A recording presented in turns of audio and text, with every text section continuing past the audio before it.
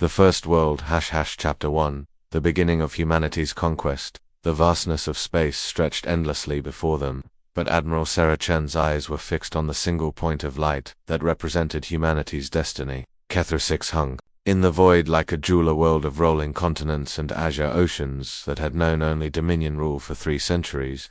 Today, that would change.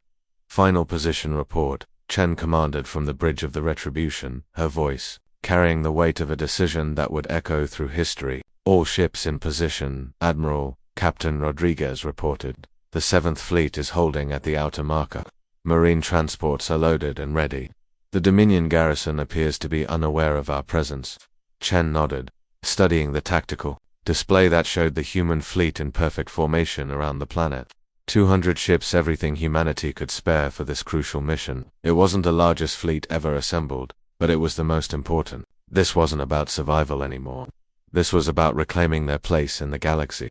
After centuries of exile, humanity has returned, she said quietly, her words being recorded for the historical archives.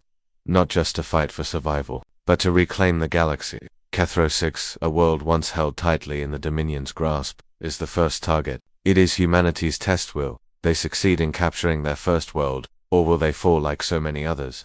The planet below was a fortress world, its surface studded with Dominion military installations that had been built up over generations. Massive shield generators protected the major cities, while orbital defense platforms hung in synchronized orbit like mechanical moons. The Dominion had controlled this world for so long that they considered it unassailable. They were about to learn otherwise. Signal all ships, Chen ordered. Execute Phase 1.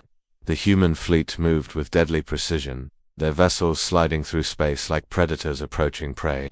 The first wave consisted of stealth fighters, their hulls coated with adaptive camouflage that made them nearly invisible against the starfield. They would neutralize the orbital defenses while the main fleet prepared for the ground assault. On the observation deck, Colonel Marcus Webb watched the planet grow larger as the transport ships began their approach. Around him, 5,000 of humanity's finest soldiers prepared for what would be the most important battle of their lives. Veterans of the Hidden Fleet actions stood alongside fresh recruits who had never seen combat, all united by a single purpose. Look at it, Webb said to his aide, Lieutenant Sarah Park. 300 years ago, our ancestors walked on worlds like this. Today, we take our first step toward coming home. The lieutenant nodded, her young face set with determination. The Dominion won't give it up easily, sir. No, Webb agreed. But they've never faced anything like us. They've grown soft, ruling through fear and overwhelming force. We've learned to fight smart, to adapt, to survive against impossible odds. That's going to make all the difference. As the first explosions lit up the void, human stealth fighters engaging the orbital defense platforms, Webb felt the familiar mixture of fear and excitement that preceded every major operation. This wasn't just another raid on a supply convoy or a hit-and-run attack on a patrol.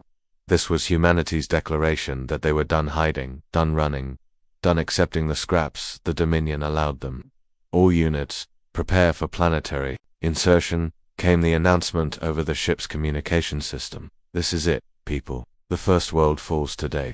Chapter 2. The ground invasion, Plantha War Room, aboard the Retribution, buzzed with quiet intensity as humanity's senior commanders gathered around the holographic display of Kethra 6. The planet rotated slowly, its surface marked with red indicators showing Dominion strongholds and defensive positions. Gentlemen, ladies, Admiral Chen began, her voice carrying the authority of someone who had led humanity through its darkest hours.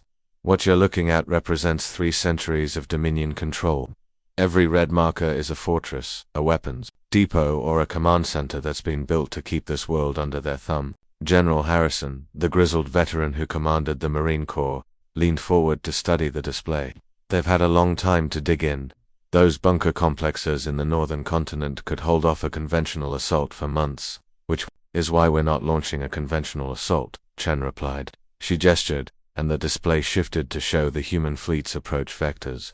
We're going to do what we do best, hit them where they don't expect it, with tactics they can't counter. The plan was audacious in its simplicity. While the Dominion expected a frontal assault on their major strongholds, humanity would strike at the planet's infrastructure, power grids, communication networks, transportation hubs. Without these, the seemingly impregnable fortresses would become isolated islands, cut off from support and reinforcement. Phase 1 is already underway, Chen continued. Our stealth fighters are neutralizing the orbital defenses. Phase 2 begins with massive electronic warfare strikes to blind their sensors and disrupt their communications. Phase 3 is the ground assault, not against their strongest points, but against their weakest. Colonel Webb stood to address the room. My Marines are ready, Admiral. We've been training for this mission for 6 months. Every soldier knows their role. Every squad leader understands the tactical situation. We're not just fighting for territory, we're fighting to prove that humanity can take and hold ground against the Dominion.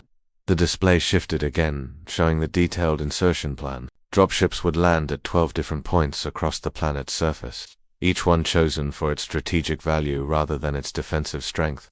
Once on the ground, the Marines would move quickly to secure key objectives while avoiding the heavily fortified positions that the Dominion expected them to attack. The key is speed and coordination, Webb explained. We hit them fast, we hit them hard, and we don't give them time to organize a coherent response. The Dominion is used to fighting enemies who match their strength with strength. We're going to show them what happens when you fight intelligence with force. Dr. Elena Buskas, the Chief of Human Intelligence Operations, activated a secondary display showing the planet's population centers. We've been in contact with the human resistance cells on Cathro 6. They've been waiting for this day for decades. They'll provide intelligence, guide our forces to critical targets, and help us avoid civilian casualties. The room fell silent as the implications sank in. They were humans on Cathro 6, descendants of the original colonists who had been conquered 3 centuries ago. They had lived under Dominion rule for generations, but they had never forgotten their heritage. Today they would finally be free. The Dominion thinks they know us, Chen said quietly. They think we're the same desperate refugees who fled their advance 300 years ago. They're about to learn that we've changed. We've grown stronger, smarter, more determined. Humanity's soldiers are ready for the greatest test of their lives, armed with the latest technology and driven by the memories of a long-forgotten war. They stand poised to take Cathro 6. She looked around the room, meeting the eyes of each commander in turn. The battle will be fierce, but they have no choice. This victory is the first step in their fight to reclaim the galaxy. As the meeting broke up and the commanders returned to their ships to make final preparations, Chen remained behind, staring at the holographic display of Cathro 6. So much depended on the next few hours. Victory would prove that humanity could stand against the Dominion as equals. Defeat would set back their cause by decades, perhaps forever. Final systems check complete, Rodriguez reported. All dropships are loaded and ready. The Marines are in position. Chen nodded, her decision made. Signal the fleet. Begin Phase 2. Across the human armada, electronic warfare specialists began their work. Invisible streams of data flowed from the human ships toward the planet below, carrying viruses and logic bombs that would cripple the Dominion's ability to coordinate their defense. On the surface, command centers went dark, communication networks failed, and defensive systems began reporting phantom targets. The battle for Cathro 6 had begun. Chapter 3, The Landing. The first assault. The dropships descended through atmosphere like falling stars, their hulls glowing cherry red from the friction of atmospheric entry. Inside the lead transport, Colonel Webb gripped his restraints as the ship bucked and rolled through the turbulent air, the artificial gravity struggling to compensate for the violent descent. 30 seconds to touchdown, the pilot announced, over the intercom, his voice barely audible over the roar of the engines and the whistle of wind across the hull. Webb looked down the rows of seats at his Marines, seeing the same mixture of determination and fear that he felt himself. These weren't the raw recruits who had fled the Dominion centuries ago. These were professional soldiers, trained and equipped for exactly this kind of operation. But it was still their first planetary assault, and everyone knew that the next few minutes would determine the fate of humanity's first major ground offensive. Remember your training, Webb shouted over the noise. Fast insertion, secure the landing zone, establish communications with the other units. The Dominion doesn't know we're coming, but they'll figure it out soon enough. We need to be dug in, and ready when they do. The ship shuddered as it touched down, landing gear extending to absorb the impact. Before the engines had fully wound down, the rear hatch was dropping, and the Marines were pouring out into the alien landscape of KTHRO-6. Webb was among the first to exit, his boots hitting the planet's surface with a satisfying thud. The air was thin but breathable, carrying the scent of unfamiliar vegetation and the metallic tang of industrial pollution from the nearby Dominion installations. In the distance, He could see the lights of a major city, its skyline dominated by the angular architecture that characterized Dominion construction. "Landing zone secured," reported Sergeant Martinez, the squad leader responsible for perimeter security. "No immediate threats detected. The locals are keeping their distance."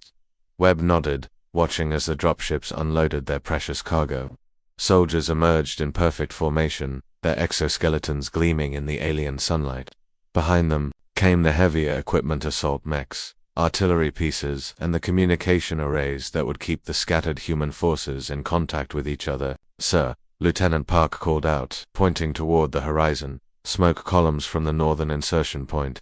Looks like 2nd Battalion is already engaged." Webb raised his binoculars, studying the distant signs of battle. The plan was working. The Dominion was responding to the human landings, but their response was fragmented and uncoordinated. The electronic warfare strikes had done their job, leaving the enemy blind and confused. "All units, this is actual," Webb spoke into his communicator. "Phase 3 is a go.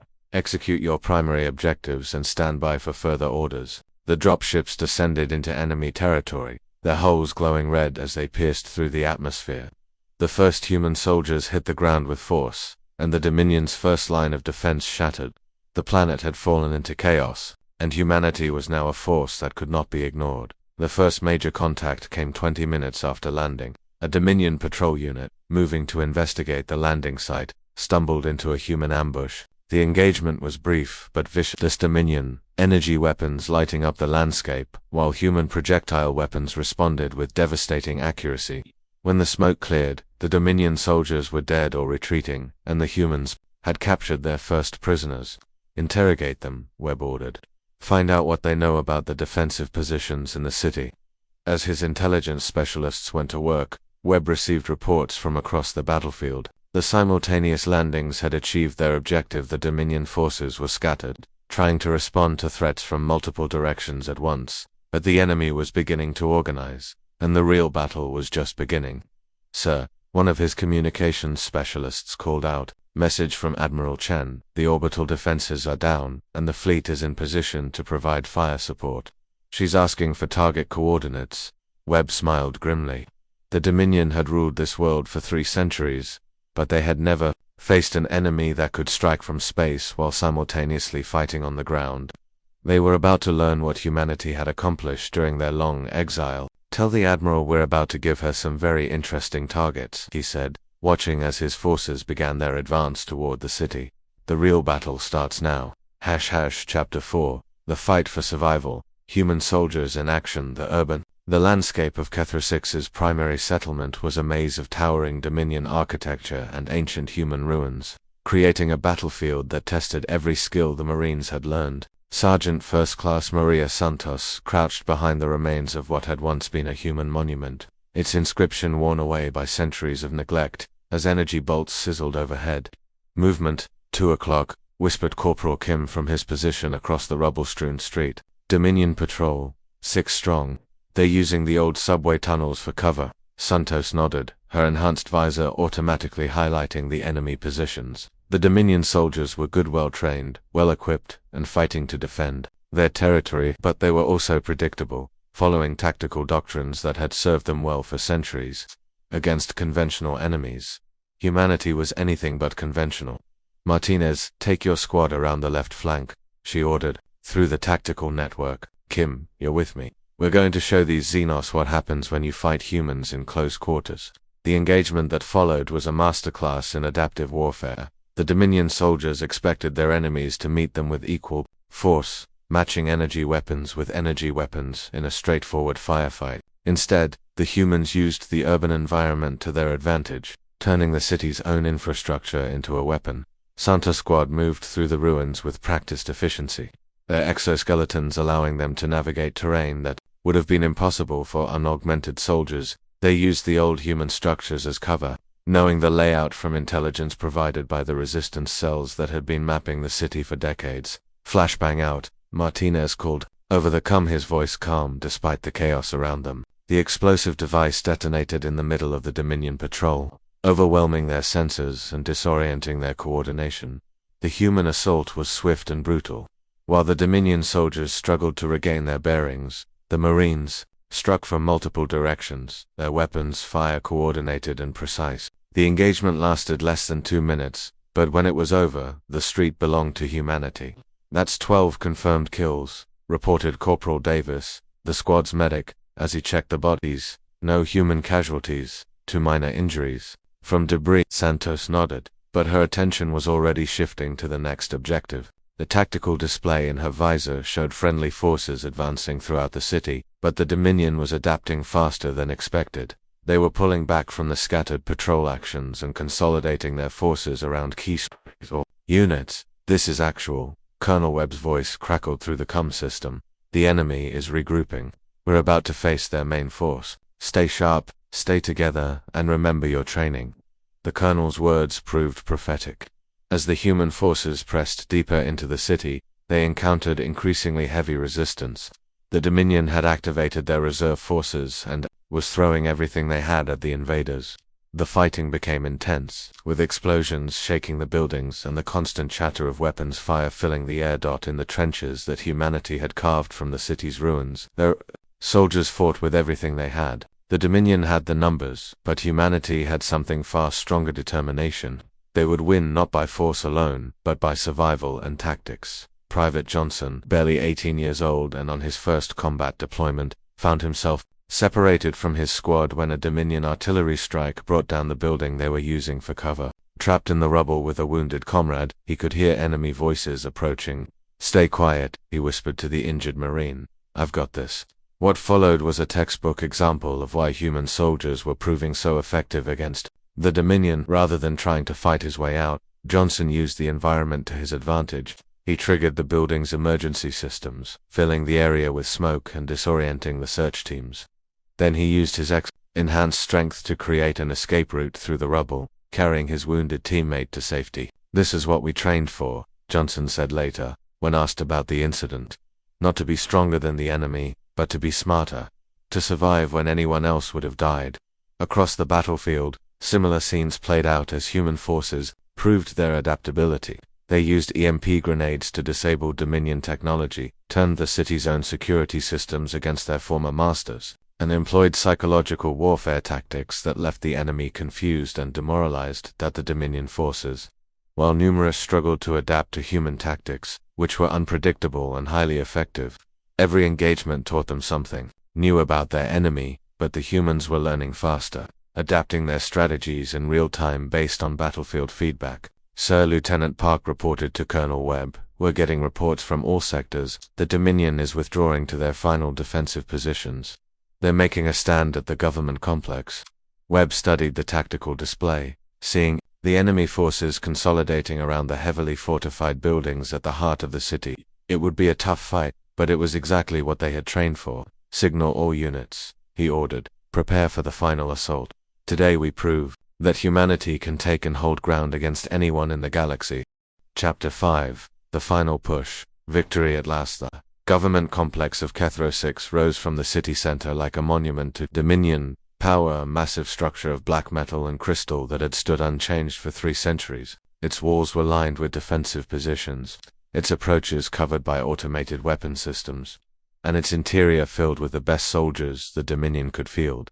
Colonel Webb stood on the roof of a captured building, studying the fortress. Through his binoculars, the final battle would be fought here, in the shadow of the very symbol of Dominion rule. It was fitting, he thought, that humanity's first major victory should come at the expense of such an iconic target. "Final assault teams in position," reported Major Harrison, the battalion commander coordinating the attack. "We've got 3 approaches mapped. Electronic warfare teams have identified their communication nodes, and the Admiral has orbital fire support standing by." Webb nodded, but his attention was focused on something else: the small group of civilians who had emerged from the building's lower levels.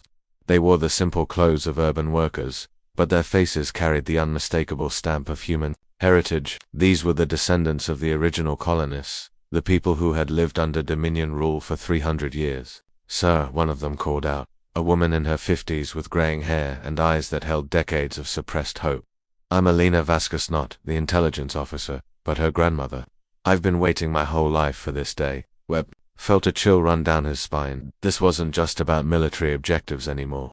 It was about liberation, about reuniting a scattered human diaspora that had been separated by war and oppression. The resistance cells have been mapping the complex for years, the woman continued. We know every corridor, every weak point, every secret passage. Let us help you end this.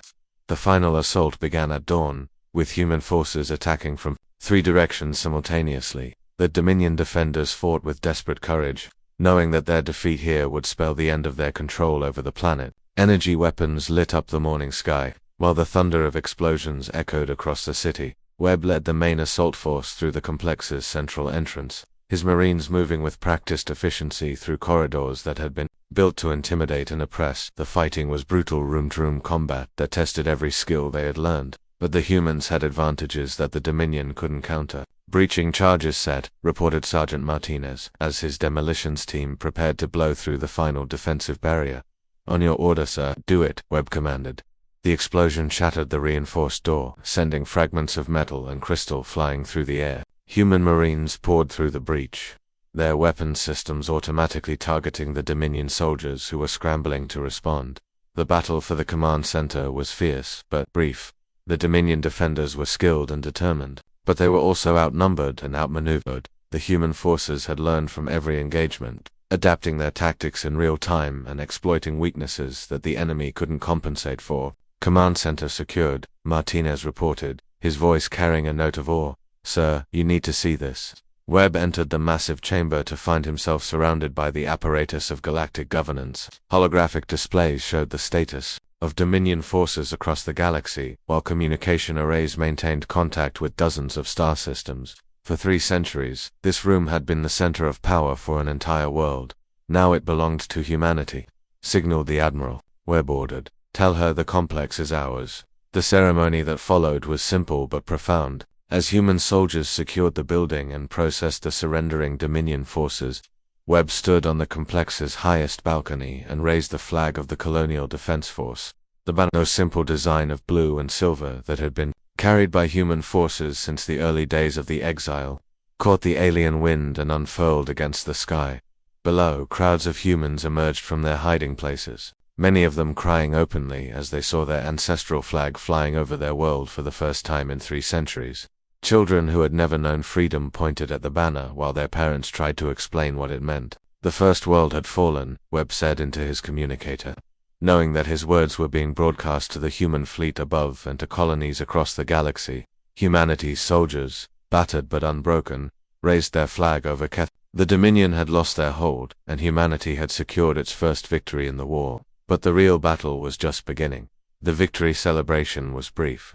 Even as human forces consolidated their control over the planet, intelligence reports were coming in about Dominion reinforcements moving toward the system. The enemy would not accept this defeat lightly, and the battle for Kethro 6 was far from over. But for now, in this moment, humanity had proven something that had been in doubt for 3 centuries. They could not just survive, but prevail. They could take ground, hold it, and defend it against any enemy the galaxy could throw at them. The age of exile was ending. The age of reclamation had begun. Chapter 6. Conclusion. The beginning of a new era. 3 days after the fall of the government complex, Admiral Sarah Chen stood in what had once been the Dominion Governor's office, now converted into a human command center. The room's original furnishings had been replaced with human equipment, and the walls that had once displayed the symbols of Dominion power now bore the insignia of the Colonial Defense Force. Status report, she requested, as her senior staff gathered around the holographic display table. The planet is secure, reported Colonel Webb, his uniform still bearing the dust and scorch marks of the recent fighting. Dominion forces have either surrendered or retreated to the outer continents. We've established communication with 43 human communities that have been in hiding for decades. The resistance cells are helping us identify and secure critical infrastructure. Chen nodded, but her expression remained thoughtful. What about the Dominion response? Long-range sensors are detecting fleet movements in the adjacent systems, Captain Rodriguez reported. They're massing forces for a counterattack. We estimate they'll be ready to move within the week. Asterisk expected, Chen said. The Dominion can't allow this victory to stand. Kethra 6 is too important strategically, and the symbolic value of humans controlling a major world. She shook her head. They'll throw everything they have at us. The liberation of Kethra 6 had sent shockwaves across the galaxy for 3 centuries. The Dominion had maintained control through the simple principle that resistance was futile. Now, humanity had proven that even the most heavily fortified world could be taken by a determined force using superior tactics and technology. "Sir," interrupted Lieutenant Park, "incoming transmission from the resistance leaders. They're requesting permission to address the fleet." Chen nodded. "Put them through." The holographic display shifted to show Alina Vasquez, the local resistance leader, not the intelligence officer standing in the city's main square. Behind her, thousands of humans had gathered, their faces showing a mixture of joy, relief, and determination. "Admiral Chen," she began, her voice carrying the weight of 3 centuries of oppression. "I speak for all the humans of Cathro 6 when I say that we are ready to fight. We've been waiting for this day since we were children, hearing stories of the time when humans ruled the stars. Now that day has come, and we will not let it slip away." The crowd behind her erupted in cheers, their voices carrying across the square and into the recording devices that would broadcast their words across the galaxy. It was a powerful moment, proof that humanity's fighting spirit had survived even under the most oppressive conditions. "We know the Dominion will return," Vasquez continued, "but we also know that we're not alone anymore. The exile is over. Humanity has come home." As the transmission ended, Chen felt the weight of responsibility settling on her shoulders. Cathro 6 was indeed only the beginning. The Dominion would retaliate with everything they had, and humanity would need to be ready to defend what they had won. "General Webb," she said, "I want full defensive preparations. Orbital platforms, ground-based artillery, everything we can. Manage this world is going to be tested, and we need to be ready." "Already in progress," Webb replied. "The resistance fighters are proving invaluable. They know this world better than any off-world force could, and they're motivated like nothing I've ever seen." Chen moved to the window, looking out at the city that now flew human flags alongside the banners of the resistance. In the distance, she could see work crews repairing the damage from the recent fighting, while human soldiers patrolled streets that had known only Dominion rule for 3 centuries. "The Dominion will come back," she said quietly. "They have to. But when they do, they'll face something they've never encountered before, united humanity that refuses to be driven from its home." She turned back to her staff, her expression resolute. "Cathro 6 is only the beginning. The Dominion will come back, but humanity has shown they are ready. The war for the galaxy is just beginning, and humanity has claimed its first victory." The meeting broke up, but Chen remained at the window, watching the sunset paint the alien sky in shades of gold and crimson. Tomorrow would bring new challenges, new battles, new tests of humanity's resolve. But tonight, for the first time in 3 centuries, humans were free on a world that had once been theirs. The first world had fallen to humanity. It would not be the last dot in the days that followed. Reports would reach every corner of the galaxy. The impossible had happened. Humans had not just survived the Dominion's attempt at extermination, they had returned to claim their rightful place among the stars. The age of exile was ending, and the age of reclamation had begun. The war was far from over, but humanity had proven that they could win it, one world at a time, one battle at a time, one victory at a time. The stars were calling them home, asterisk, as the human flag flew over Cathro 6 for the first time in 3 centuries. Its message was clear to all who saw it. Humanity had returned, not as refugees or supplicants, but as conquerors. The Dominion had ruled through fear and overwhelming force, but they had never faced an enemy that could match their determination with superior tactics, their technology with human ingenuity, and their numbers with the unbreakable will of a people fighting for their freedom. Asterisk, asterisk, the first world had fallen, the galaxy would never be the same. Asterisk.